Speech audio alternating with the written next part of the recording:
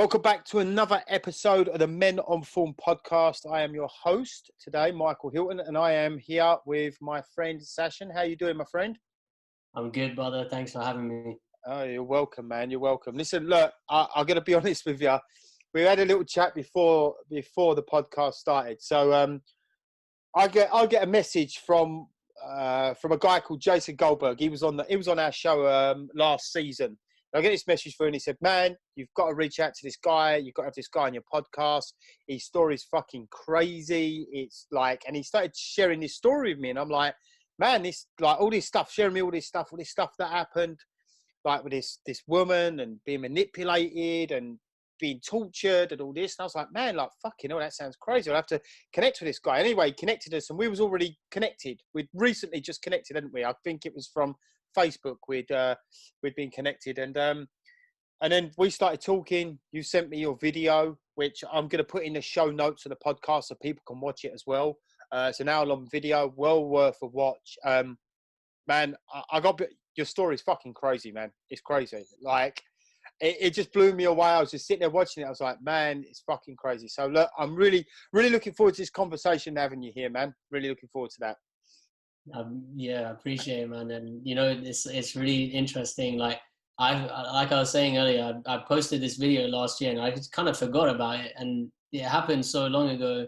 I was just like, you know what? I'm finally in a place where I can talk about it without judging, without saying, oh, these people are bad because of this.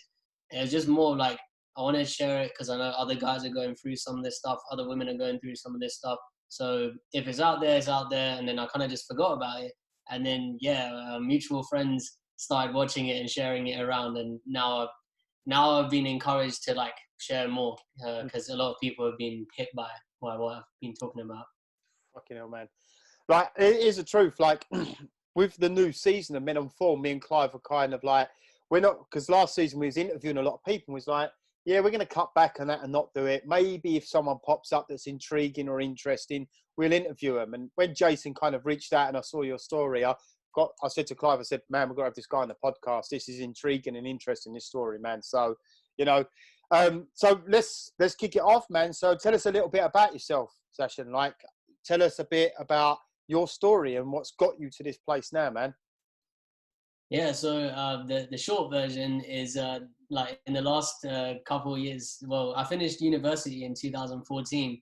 And during that period of time when I was at university, there was a lot of dysfunctional shit going on. So the first girlfriend I had was very toxic, manipulative person who was, just like, it just started off casual. You know, most university relationships, just meet someone, it's very casual, and that's it. And you know, I felt like the relationship had run its course and I tried to break it off with her, and then she started throwing out this line about, oh yeah, my dad's a police officer, so if you break up with me, then I'll tell him you tried to do all of these things to me.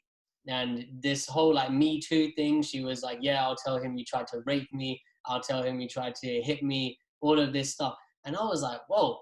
I was not 18 at the time, so I was like, shit, what do I do?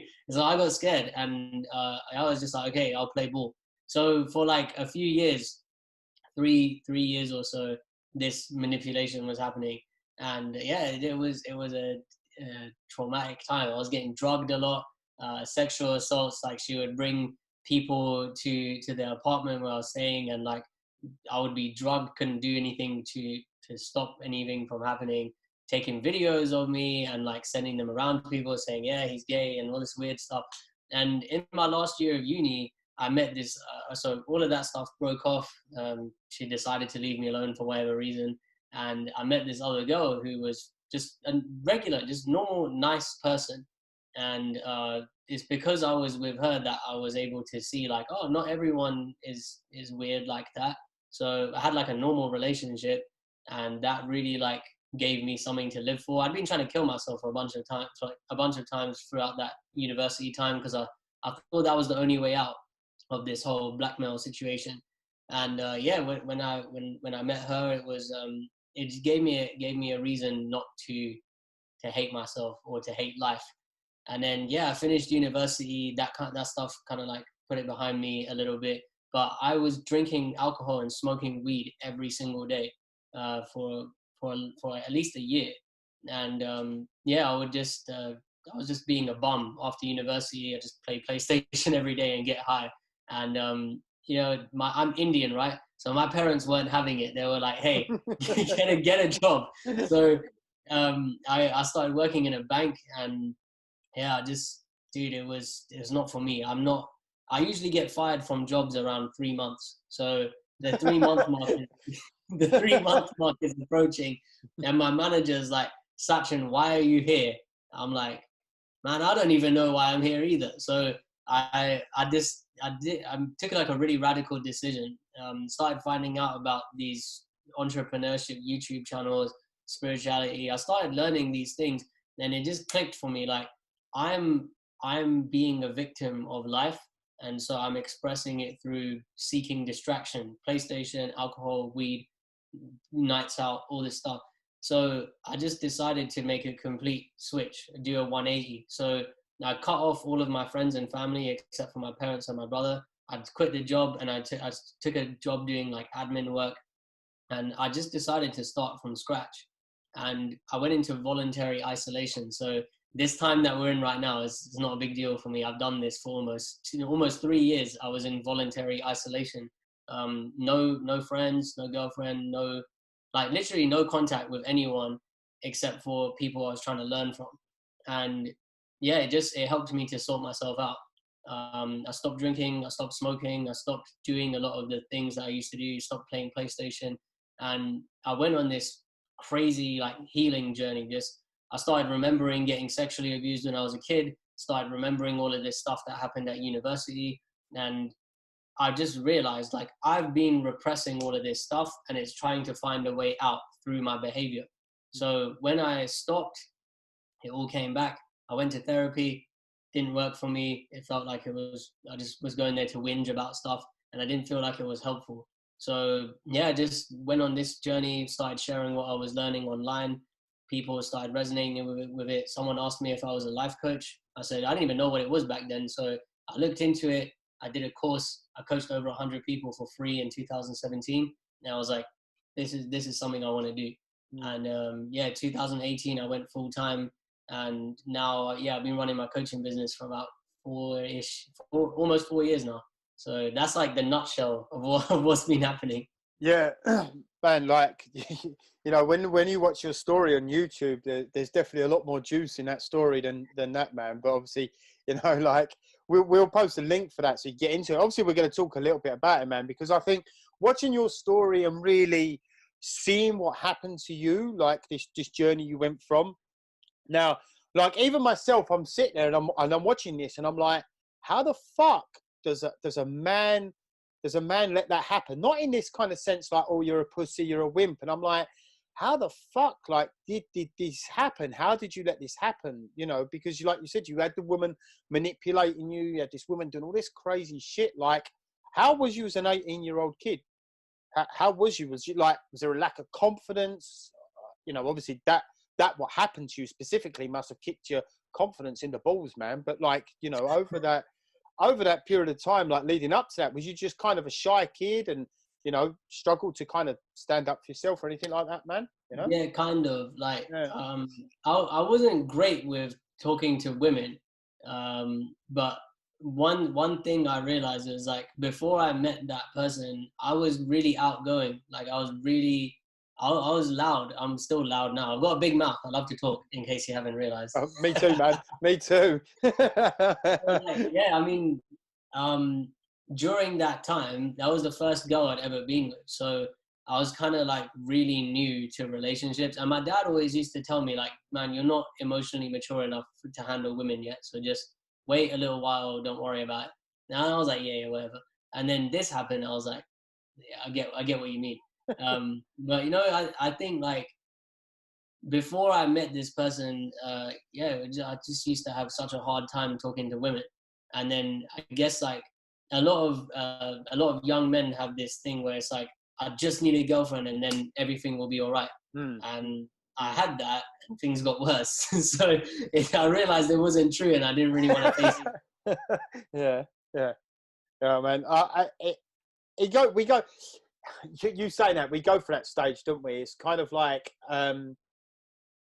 it's like that schooling and kind of brainwashing. Like we need stuff outside of ourselves to feel better about ourselves inside. Like, you know, I suffered with addiction to alcohol and drugs, cocaine and alcohol, and then started dabbling in crack cocaine, you know, and it's kind of like, I feel so shit about myself where I'm currently at. I need to add something into my life to feel kind of complete and whole, or just to change the way I feel about myself, man, you know? So as this was going on for you, like with this girl and that, obviously your story you was talking about, like you started drinking more and started drinking more. Was it at that time for you just trying to escape what you was feeling about not being able to stand up to this situation that was going on, man? Like just your way of dealing with it? Yes and no. Like I knew that alcohol can kill you if you drink enough, so I was just trying to find a way. Like I thought that, yeah, like if I kill myself, that's the only way out of it. And I can laugh about it now, Yeah. but like I'm not laughing because it's a silly thing to do. I'm just saying, like, I laugh now because I'm so different, and like I'm looking at it through such a different way where I can be like, oh, you know, like that version of me was really valid. Like I think back then, if I tried to tell a few people, they just laughed at me. And one of them said, in all seriousness, he was like, listen, this is what you do with those girls. I was like, what? He goes, punch her in the face and leave her alone. Never talk to her again. I was like, what? And my dad's always told me, you never hit women. So it was just not on the cards for me. But yeah, drinking was just like, that was the only thing I thought, okay, if I drink enough, I'll probably die and everything will be all right. But didn't happen. It wasn't on the cards. Did you try and take your life at all through this journey? Yeah, that was the only way that I've crossed the road in a few risky ways sometimes, but I've never like, and she would tell me, yeah, you should try and hang yourself, you should try and like cut your wrists and all this other shit. I don't think I'm like, I don't think that's an option for me, because every time like I thought about it, I was like, I'm not gonna do it. But alcohol is like a painless way to kill yourself. Yeah. Like for me, when I had that with the suicidal thoughts and all that, it's like cutting your wrist seems really painful, man, or cutting your throat. Yeah. You know, there's got to be a quicker way to do this. Do you know what I mean? You know, it's got to be a quicker way. You know, so going back to this, like, because you know, in the story, this girl was constantly like, man, like, just kill yourself, just kill yourself, just kill yourself. She kept saying that to you, right? When basically, like, you know, this stuff was happening to you. You know, like, man, like, what was going on there for you when she was just saying that to you? Like, did you start believing that you was the bad person in this relationship? Did you ever believe that? Yeah, I believe that for most of the time. I thought, okay, like this stuff's happening because one, God hates me and I must have been a bad person in my last life. So I like completely took all responsibility that I had out of myself, and I was like, yeah, let's blame other stuff. And it's really funny, man. You know, like I had this voice in my head which was like, you're not gonna do that, and like you can't give her what she wants. And this is the funny thing, we call these people narcissists or whatever. I'm not an expert in any of that stuff, but you know, there's some people who get energy from making people feel bad. And I knew that all she wanted was a reaction out of me at all times. So punching her in the face, that's a reaction. Killing yourself, that's a reaction. Acknowledging any of this other weird shit that she's doing is a reaction. And so that part of me was like, yeah, go drink and do whatever, but you're not going to die, because that's giving this person what they want is why they're trying to do this to you.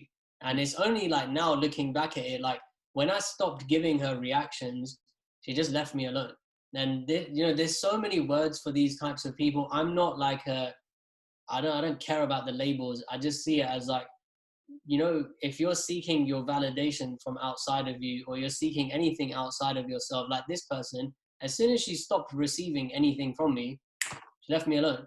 And it was the funniest thing ever, because people have asked me like, what happened to this person? I'm like, you know, when you ignore people, they just stop, because they just move on to someone else who's going to give them a reaction. And yeah, it's a little bit more complicated than that. There's a lot of other moving parts in relationships, but yeah, that was the funniest thing. As soon as like this voice was like, yes, you can call it ego or whatever, but it was like, nah, I'm not giving you what you want. there must be some, like, I can ride it out. And yeah, that's the only way I can explain it. Mm. Yeah, man, it brings back a lot, thinking back to like, I was on, just this morning, I was on a group call with my guys inside one of my groups, and one of the guys brought up this idea, like there's something he's struggling with his life, and he's like, man, if I just move away and move here, my life would be better. And I said to him, it's like a trap that a lot of people fall into. So when I was drinking and taking drugs, it was always someone else's fault. It was the bar I was drinking in. It was the people I was spending time with. And what I'd done is I moved away. So this was my plan. I moved away. I moved to this destination that's 20 minutes away from where I usually am, from where I lived, 20, 30 minutes away. Then I won't drink, right? But there was a couple of problems with that. Number one, I took myself with me. And little did I know that I was the fucking problem. And number two, what happened is I ended up just going to the pub and drinking, still with my friends, but I was just doing a lot more drinking and driving because I had to drive to and from because it was in the sticks. And I said to this person, moving and doing things like that, like there's nothing wrong with external stuff or having a girlfriend or having stuff like that. But if your internal world is fucked up and you're using it as a way to try and feel better about yourself or get validation, man, like it's just never going to work. Like you'll get that temporary release in that, man, but it's never going to fucking work. You're always going to feel like there's something missing because you're just trying to get it from something that's not going to give it to you, you know, until you do that internal work. And, you know, you saying that and the guy saying that this morning just brought back so many fucking memories for me. Like, you know, just trying to feel better from other people and other things outside myself, man. Yeah, and I think there's a bunch of reasons why we do it. I don't think it's important to do a lot of digging around why. Because when I was trying to do that, like, oh, why did these bad things happen to me, blah, blah. It's like, you know, okay, it's a funny story, right? I told this story, and, you know, when I was younger, I was around pedophiles and child molesters who were quote unquote family. And, you know, I told my mentor at the time, and I was like, yeah, it's really bad. And everyone else at the time was giving me sympathy. Oh, that's really bad, Sachin. Oh my God. And my mentor said, so what? And I was like, what? He said, yeah, so what? So what if this stuff happened to you? Did the sun come up the next day? I was like, yeah. And he said, so what do you want to do about it? And I'd never heard that. And he just said, this is called radical ownership. This is about, you're the only person who gives a fuck about what's happened to you. And if you decide that you want to do something about it, the first part is accepting that you had a part to play in these events. The sexual abuse thing, kind of different. If you're a kid, whatever, it doesn't matter. But daily life, if I continue to be a victim of something that happened when I was 3, 4, 5, whatever it is, now I have a part to play in it actively.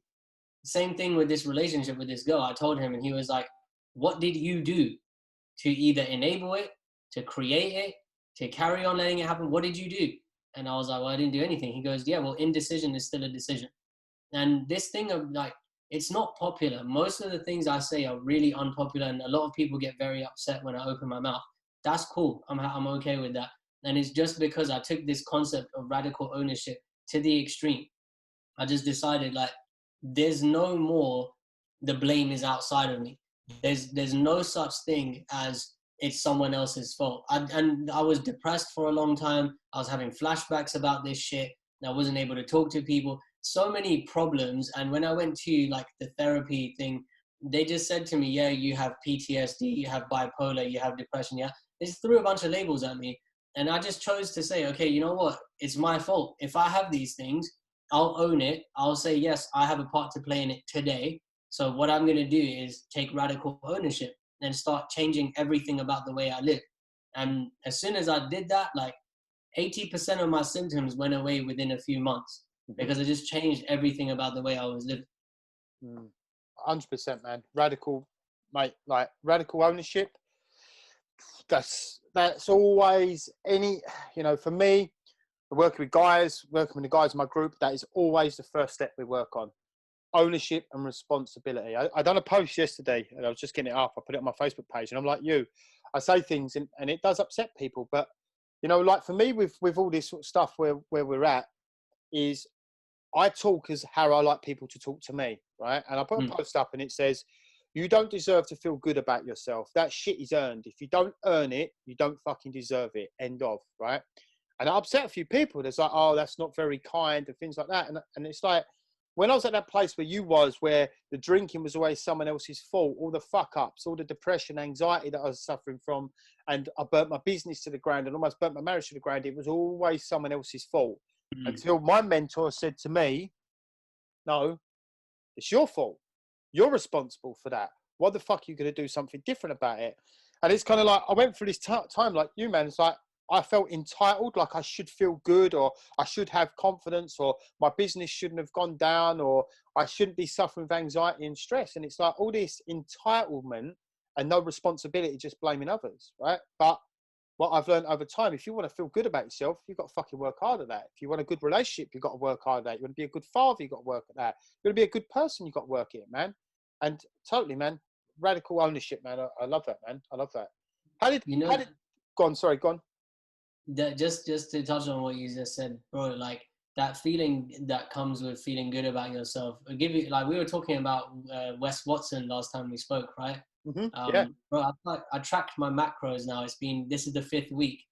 I feel so accomplished every day just by entering a few numbers into my phone and eating the right foods, working out consistently. This stuff's not like, I don't wake up saying, yeah, time to track my macros or time to work out. I don't always want to do it, but there's that at the end of the day, when I lay my head down, I know I've done something good for myself. And when I wake up the next day, I'm so thankful that I did it. And I think that's just a really underrated thing. Like, you do stuff for yourself, so it makes you feel good. No, I think it's really important that you touched on it. Yeah, definitely, man. I think it's very easy to think that we're entitled to good things and it should be easy, and it's not, man. You know, it takes hard work. I kind of digressing a bit, and this is one of my I say one of my bugaboos when I hear people throw this about, when they kind of say, you know, when you find your passion, you never have to work a day in your life. And I'm like, dude, fucking hell shit is that, man? Like, what I've got, my passion, I have to work. You gotta work at this shit, man. Like, whatever it is you want to do, right? You want to feel better about yourself. You want to change your life. You know, you're passionate about changing your life. That shit don't come easy, man. That takes hard work, right? A lot of self-sacrifice, a lot of looking at yourself, man. So, yeah, man, definitely. Like, Wes Watson, you put me onto him, definitely, man. I love his stuff, man. Very powerful, very powerful. So we kind of gone. Let's go back to this journey. So you had this with a girl. This is what I was really interested in, because I'm going to keep going on to that. We're going to move forward a little bit about like what started changing for you. But she kept on saying about her dad. Was he in the police? Was he a policeman? Right. Was he in on this at all? Did he know anything? Was he, or was no? As far as I'm aware, not explicitly, but I don't know. The thing is, like, so she had the keys to my apartment, and part of this arrangement was, you'll stay in my parents' house, I'll stay in your apartment, so I can do whatever single life, and you just stay at home. And I got to know their household, and it was very dysfunctional. Like, she told me that her parents... So you stayed with her parents? Yeah. Did they not ever question that? Like, where's our daughter? You're here, where's our daughter? Sometimes, yeah, but like, they both worked, and it was like, yeah, it was just a very strange thing. Like, I got the impression that their parents didn't really give a shit about the children, right. And it was so strange. Like, she told me that her parents didn't like each other, but they were staying together because it doesn't look good in Indian eyes. And she told me that her and her brother have sex as well, and it was like, it was just a really weird environment to be in. So it didn't look like they were in on this stuff, but I think they could tell, like, something's obviously happening here, but they didn't really care enough to ask. Crazy, man, crazy. So we had all this happening, man. All this happened, and we got to this point. Like, you kind of said, "Fuck off." That was it. You kind of started ignoring her, and you kind of went on this. From university, you got the job, and then three months was your thing when you got the sack.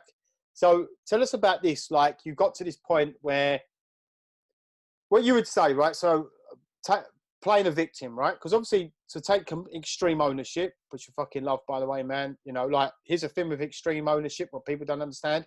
When you take ownership of your life, that gives you personal power. You're powerful when you take ownership of your life because you're taking that choice that I can change my life and I'm in control of that, right?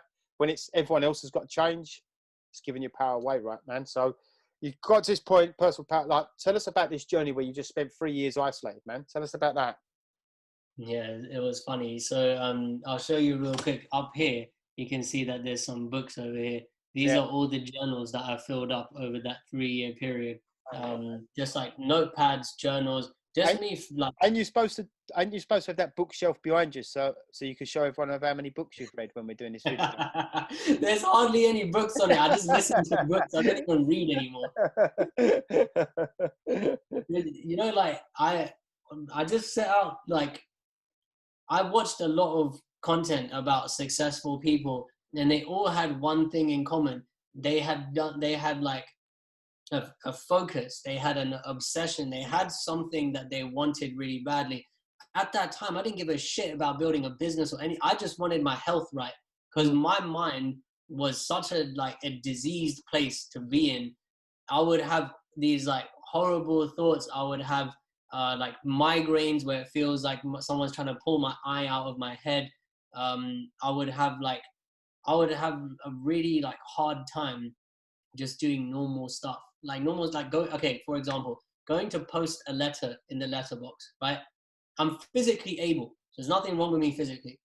But walking to the letterbox, it's like this ordeal where it was like, oh, you're probably gonna get hit by a car and you deserve it. And it's like, where's that coming from? Like, why do I think that? And I would like do dodgy, like risky shit just for no reason. Like a car would be coming and I'll just run across the road. And when I get to the post box, I'll be like, why did I do that? And it's like I didn't have control over my body. It's like I used to think it was demon possession. Classic example of not taking responsibility for yourself. Just I don't want to interject too much, but just quickly, I used to walk along when I was drinking, taking drugs. I used to walk along the road, and there's a bus coming along, and in my head it used to be, what would happen if I jumped in front of that bus now? I used to get that all the time. I used to be like, what the fuck where's that come from? Right? Where's that come from? I used to get that all the time, man. Yeah, sorry, go on, carry on. So I identify with that big time. Yeah, and it's like I had like a few people living in my head saying, no, he should do this, and they were fighting with each other. And it's like I was witness to this, and I was like, shit, like this isn't right. You know, this is something wrong here. So I watched all of this stuff, and I started to realize like, oh, maybe what I'm consuming is having an effect on my brain. So no music, no video games, no movies, no TV shows, no conversations. Just shut the fuck up for a bit. Everyone and me, just shut up. And that's when, like, the first day I did that is when something crazy happened. Like, I heard my own thoughts for the first time in a really long time. And all these other voices were a little bit more quiet. And the only other time I had that was when I would smoke weed. And even then it didn't really work that much. And I was like, whoa, okay, so there's obviously something to this. And I just took it and ran with it. I stopped talking to literally everyone, and my parents, like, they were just like, you know, they were like, they don't believe in mental health. So to them, it was like, look, as long as you're going to work, we don't give a shit. Just go to work, do your shit, and, you know, be nice when you're at home. That's it. Was you working for them 3 years? Yeah, so I quit that bank job and I took like a 70% pay cut to go and work in an office. And the luckiest thing ever, my dad hooked me up with this position in a company where they had this other office. So they had one really busy office and one office where there was no one who was there. Like the owner would come in and every so often and just check up on the place. And all I had to do was take phone calls, very rarely, and update databases, do filing, and just keep an eye on the place. I was getting paid like hardly any money to do it. But it was just something to do, some sort of routine for me to keep in my life to build something around. So yeah, and well, I was driving to work every day, and the drive is about 45 minutes. And I used to just listen to really loud music. And when I started doing this thing, I took The Power of Now, the audiobook, and I rinsed that shit hundreds of times. I'm not joking, like at least 200 times I've listened to the whole thing over and over and over again. And that book's a good like 10 something hours, 15 hours to listen to. Tony And Robbins, isn't it? Power Now. Power of Now is Eckhart Tolle. Eckhart Tolle. Sorry, mate. Yeah, yeah. Yeah, and Power Within. Yeah, go on. Sorry, mate. Yeah, go on. oh yeah, UPW, Unleash the Power Within. That's Tony Robbins. Yeah. But that book, like, that's one thing that got me from being such a victim to being an owner in a really short period of time. Like, I used to think, oh, I have mental illness, therefore I'm allowed to do these things. I'm allowed to sleep in.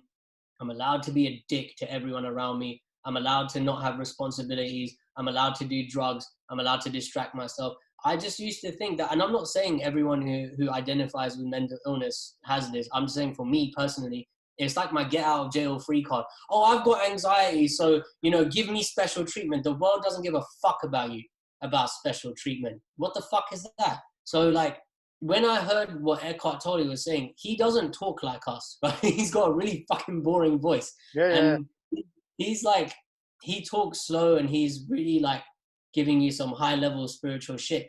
I think I'm kind of dumb, right? So I just take like the concepts that make sense for me. I make them really simple so that I can get it. And I just start applying stuff straight away. And that was one thing he said. If you're looking for like something to give you a thrill, you're just like, when you take drugs, when you're racing, when you're having sex, all you're doing is you're experiencing this moment in time so fully that you're here. And I was like, oh my God. So all I've been doing is, by getting to these other things, all I'm trying to do is be here. And that on its own changed the way I was breathing. So I used to just not think about how I was breathing. During this time, the two main things I did was just started breathing. Every time I was present, I would take a massive deep breath, and it really changed. Like, my posture like started to sort itself out. My thoughts became slower. My decision-making processes were clearer. And it sounds so simple. It's like all these supplements and all these books, and chuck it all out the fucking window and just breathe. And it sounded so ridiculous, but I was like, you know what? It keeps banging on about it. I'll just try it. And honestly, like, man, that and the journaling, all I was doing was like writing down what my thoughts are for that day and why are they troubling me? Why are they annoying me? And my desires to smoke weed were building every single day. I was getting really like aggy about it. And these two things, just me seeing my thoughts on paper and writing about it, being like expressing myself, it really helped. And then I started going to jiu-jitsu, and that was like a physical outlet for all of this like aggression that I had. And when I went there, like I got this sense of community that I'd never had before. And it was such a magical experience, and I can't describe it in any other way other than saying like, I finally found a home, but without even having to talk about myself. It's like we were all there to do something that doesn't require you to talk to anyone. It just requires you to be present. And I tried to have a conversation with one guy about, like, he said, looks like you're going through a hard time.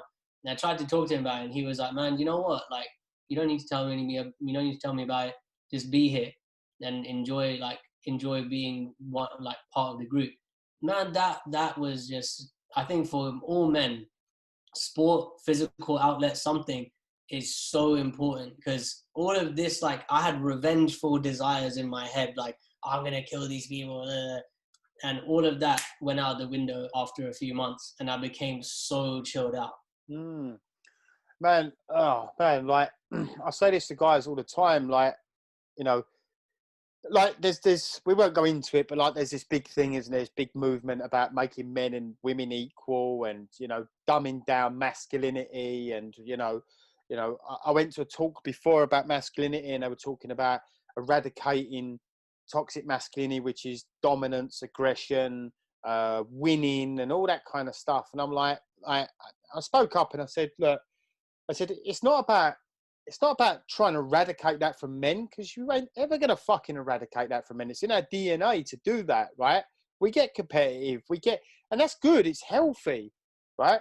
But instead of trying to eradicate it, what if we show men how to harness and use that masculine energy in a positive way? Like what you just said there. And I often say to guys, like, it's really important for men to have some kind of contact sport or do something to release that masculine energy, like that testosterone that we naturally have. Do you know what I mean? And I think that's so important, having that community, and just having something. Like, I've played football, I've played it's street hockey, but it's the same as ice hockey. I was playing it a while ago. I kind of stopped again a little bit, boxing, done a bit of boxing, and for me, like, sports and being in that environment and using that to kind of release that energy and stuff like that, it's fucking gold, mate. Absolutely gold. I think every man on the planet should be doing some kind of contact sport. Definitely.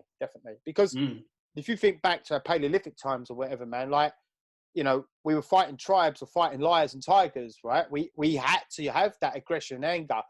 We don't so much now, per se, but it's out of control and we don't know how to control it, and then we explode over someone maybe just sticking their fingers up at us or saying something over social media. So having that kind of outlet is fucking important, man. Really important, man. So I'm glad you touched on that, mate. Glad you touched on that.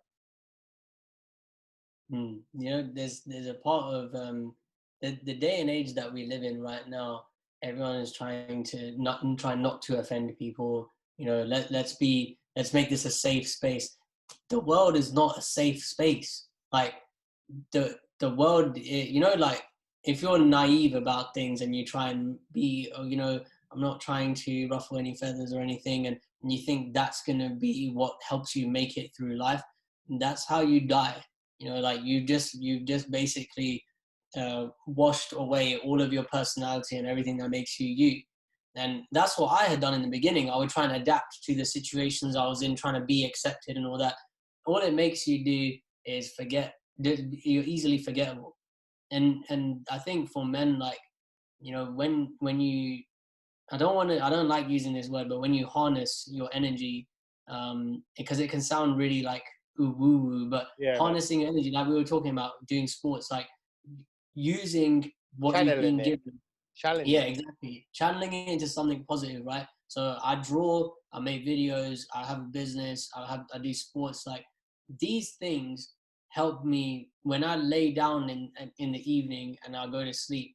It helps me to feel like I'm spent, I'm done, I'm tired, I'm finished, I'm physically done for the day and mentally done. Like, the mental doing is kind of taken care of. We've all got phones, we're always in contact with people, we're doing work, but the physical doing doesn't always catch up. So, like, your physical body might not be tired, but mentally you're fucked. And this is why I think, like, turning off TV for like a good couple of years, I had so much time on my hands. I ended up going for like 2-hour walks every day because and I was sleeping like a baby for the first time in my whole life. I was sleeping so good because I was using up that energy. It's just a simple thing. Like, I don't like football, rugby, or any of the other traditional sports. I think it's really boring. But when I found out about jiu-jitsu, I play a bit of tennis sometimes, boxing, kickboxing, like, these things, they're very active, they're very involved. And I felt like as soon as I started doing this stuff, it just, like, it changed. I don't know the scientific explanations. I'm not into that stuff, but it literally just changed the way I felt every day. And I felt way more centered.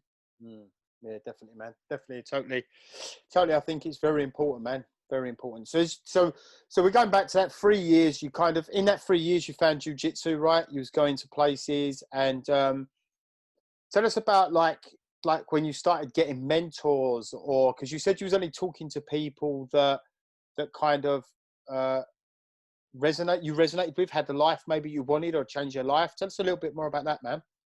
So, like, I was posting my blog on Tumblr, but before that, fucking hell, does that still exist, Tumblr? That was in like end of 2016. I started posting that daily blog, but before that, like, I would just find random people online who doesn't matter if they had followers or not, but I would look up their YouTube channels and I would be like, hey, can we have a conversation? Because, you know, I really like what you're doing. Sometimes they would just talk to me in the chat. Sometimes they would talk to me like in a call. I didn't have any money to pay anyone for coaching back then, but I just asked. And most people who I talked to, they weren't coaches, but everyone was really, I got really lucky. Like I'd say 80-90% of everyone I spoke to was just willing to have a conversation with me because I was reaching out for help. And they always said pretty much the same thing, like reaching out is the hardest step. And so, yeah. And another thing is like virtual mentorship, right? And I'm not talking about not like Skype or Zoom. I'm saying like pick someone like Tony Robbins if you want, right? For him to be your mentor. Fuck paying him, fuck all of this other stuff. If you can, great, do that. But what I did was virtual mentorship. I took all the free information I could find.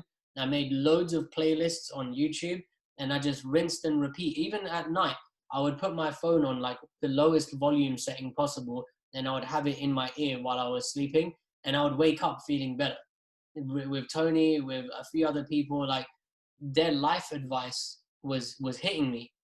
And yeah, they talk about business, but I always related it back to me, like how can I sort myself out? And Gary Vee, Tony Robbins, all these people, I was taking what they were giving and I was just applying it.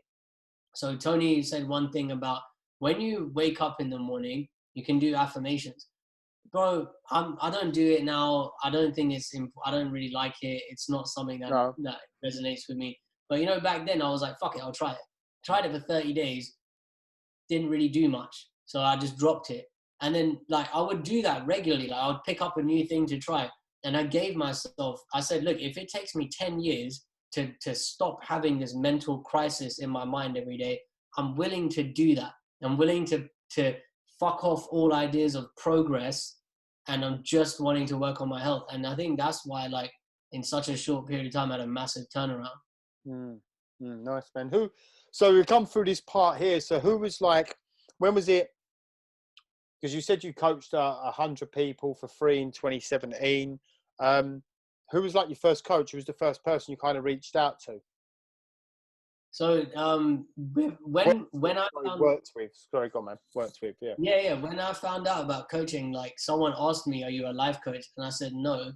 Then I just started looking into it. I found a course that I could do in London, like it's an in-person training, and it's 6 months. And in that 6 months, you're supposed to do 40 hours of practice. And I was 24 when I started. And I was really insecure about being a young coach. So I just put it out on Tumblr, like, I'm practicing to become a coach. If you want a free coaching session, message me. And I had so many people just like the post or share the post or reach out to me. And I was getting on the phone with like students, with people who are like stay-at-home parents, people who had like, people who had similar situations to me, like suicidal tendencies, really like crippling depression. And I can't remember who the first person I coached was, but I tell you, one of the most memorable ones was this lady. She was an exotic dancer. I think that means stripper. I don't know, but definitely means stripper. Yeah. in a bloke's mind, anyway, it's definitely stripper. I started having a conversation with her, and she thought I was hitting on her because in the DM, like that's most of the reason why people were messaging her. I was like, hey, I'm offering coaching. Would you like a free session? She was like, oh, okay, yeah. So we ended up having a conversation, and she told me about she lost a child when he was 4 years old, and he passed away. And man, like, I don't know what that's like. I don't have children. I can't imagine what she would have been going through. But I was in awe and admiration of how she took that, because she just said to me straight up, like, it fucked me up for a few years, but now I really understand like why, and I really understand that it's not in my control and it was given to me so I could learn. Like, I was so inspired by what she said.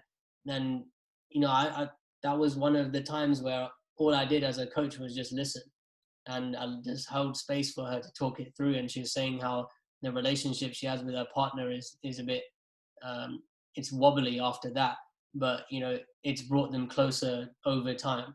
And I'll never forget that was an experience of just being wowed by someone, and knowing that, dude, people have been through some of the worst shit imaginable, like stuff that I can never even think about, and they come out the other side saying, you know what, I'm glad it happened. And I can definitely relate to that. I think all of my stuff that's happened, I'm really happy about it. But yeah, that was a really, to be like one of the first people I coached. Man, I remember the rest of that day, I used to take notes after the coaching session, and I just sat there and I cried for a bit. I was like, fuck, man, that's some heavy shit. Mm, mm. Yeah, man. Fucking hell. But again, it's a bit of a cliche thing. But you know, I don't. It's a cliche thing, but you know, you get to choose. I'm not going to use the words that a lot of them say, like, you know, but you get to choose how. You know, people say like, don't forget your past. Your past isn't important, man. Like, I don't buy into that shit. The past is important because you learn so many lessons from the past. The problem is if you live in the past constantly, that's the problem. You know, people don't give it that much context. It's like, oh, don't go into the past or don't go into the future. Just be present. No, they're all equally important. It's just if you're constantly living in the past or constantly living in the future, that's going to cause problems, right? But going into the past and going back into your story and just kind of saying, man, like, I'm grateful that happened. I'm so grateful that happened because I can now move forward. I'm a better person for it, and I can help other people, man. Like your story, what you shared about all that shit that happened to you, and like, we haven't gone into all the nooks and crannies of your story, man. Like, you know, you can definitely come back on the show and do that if you want to, man. People can watch your video. We're going to share your video, but dude, man, like, some of the stuff you were saying there and that, man, like, you know, when they was filming you and videoing you and calling you gay and things like that, like, that was fucking that must have been at that time crippling, right? That must have been Yeah. crippling. And now you're just like you say, you laugh about it and smile about it, and it's kind of like, you know, you're using it as power to help other people, right? Do you know one of the main reasons I laugh about that particular part is because, one, like, man, it's just so funny how people thought back then that I cared so much about the way people would respond to that I would kill myself. And you know, like the girl that I was with at the time, the nice one, she was like, so what? Like, I still like you. And I was like, oh, okay. And then like, now I can laugh about it now because like, it's a classic example of how someone really needs someone else's misfortune to make them feel less bad about themselves. And you know, like, I'm not laughing at that person, I'm laughing at the concept. Like, shit, man, and I've done that too. I've been really mean. Like, bro, I was a dick for a long time. Yeah, man. And I used to say stuff to people all the time just to get a rise out of them. So I can laugh about it now and be like, fuck, I was so different back then. And yeah, you know, like, the past is like, it can be a bitch. It can be this demon that sits on your back like, hey, do you remember when you did this? Dickhead. And instead, like, you know, just make friends or make peace with it. I've made friends with all of these experiences, and these memories are no longer charged, they're neutral. They're no longer like, oh my God, no, I don't want to think about it. Because the more you do that, the more you're going to end up thinking about it. And the more you end up thinking about it, the more you're going to be pissed off about it. And I realized, like, a lot of my bad posture, my neck and my back and my shoulders, my jaw, I had such bad posture because I would have these thoughts and I would like do this, or I'll be like, just my shoulders would come up All to bent out of shape, and it's all bent out. It's literally that word when people say, "Why are you getting so bent out of shape about this?" Right? It's literally fucking true, right? It's literally true. Yeah. And this thing, like, so one of my coaches says it, the doing is not so important, but it's who you're being. And you know, we might have heard variations of this, but who I'm being now is way different than who I was being back then, because the things I'm doing are very different. But it's a choice. Like, you look at your past, you can choose to repeat it. But if you look at where you are now and where you want to go, like, that's a choice to be different every day. And that's, again, like, you reclaim your personal power when you see that the way your life looks is a result of the choices you make. Yeah. That's we've always got choice, and if we feel like we don't, then we're giving up our power to something. Yeah. Yeah. The results you're getting in your life are directly a direct correlation to your actions, right? Your actions and your beliefs, man. Yeah, powerful, man, powerful. So what's for you in the future? But like, where would you like to see yourself in the future, man, with your coaching and impacting people? Because like say your story, I've said it a few times, this would be massive for guys that are going through a similar sort of thing, guys that are not speaking up about, that feel shameful that they're being attacked and abused by their partner and by women. You know, you hear it a lot from women about their partners, but you know, for guys that don't necessarily speak up about it so much because they feel ashamed and guilty about it. You know, like, what's your vision for your story? Is it to do something there, or is it to go in a different direction, man? You know, I'd be lying if I said I knew. So I have no idea, and I'm really okay with that now. The main right now, what I can say is like all I want is for you know, if this hits you where you live, that's one of my expressions. If this is hitting you where you live right now, yeah, like, you know, find you can message either myself or Michael, but just like do something with it, because information is great, but it doesn't create transformation. If information was all we needed, we'd all be billionaires with abs, like rock hard 8-packs and all that. It's not what makes transformation, you know. So the only thing that I want for people to take from the story that I share, yeah, cool. Like if you wanna talk to me about what's going on with your part, like how you relate to it, that's cool. I'm happy to do that. But really and truly, like, I don't give a shit if anyone works with me in terms of coaching. I care about if they work on themselves. I only care about what you choose to do with what you've been given, whether that's this podcast, the video, your experiences in life. I don't care about the acceptance or the praise of other people. It doesn't matter to me. The only thing that I really care about today is, what do you choose to do with what you've heard? And if you choose to do something, that's great. You know, take that forward and tell us what you choose to do. And if you don't, there's no pressure for you to do something right now, but just know that nothing changes unless you actually do stuff. Yeah, man. Yeah. So old saying, isn't it? People say knowledge is power. It's knowledge. Knowledge is not power. Knowledge is useful. It is powerful, but action is power, man. Action is power. Applying that knowledge, man. Everyone has knowledge. Everyone knows how to lose weight, but are you actually losing weight? Everyone knows how to be a millionaire. I know how to be a millionaire, but I'm not a millionaire. So, man, where can people get in contact with you, my friend? Just type in 3 words on Google, Spoon of Consciousness, and you'll find me on Facebook, Instagram, YouTube, podcast, all this other stuff. But you've got your own podcast, haven't you? You've got your own podcast as well? Yeah. It's on the normal platforms. I've forgotten which ones now. But yeah, if you just type in iTunes. Yeah, I can't even remember, man. I've got to look it up again. But you know, if you type in those 3 words, that's the best way to find me. And if you want to message me, the best place is Instagram. But yeah, I really appreciate you having the time to give me your time to speak today. It's really, it makes me feel really weird, because there was a time where I would question myself, like, who the fuck would want to talk to me about anything? Like, I don't know what to talk about. And now, like, seeing how things have changed, it always makes me laugh when I reflect on the conversation. But yeah, just want to say thank you, and I really appreciate the work that you're doing for men, because, you know, in this day and age, it's all about, yeah, female empowerment, which is great, love that. But to see that you're bringing the real shit to the men's side, I think is super important. And yeah, obviously we're going to do an episode for my show.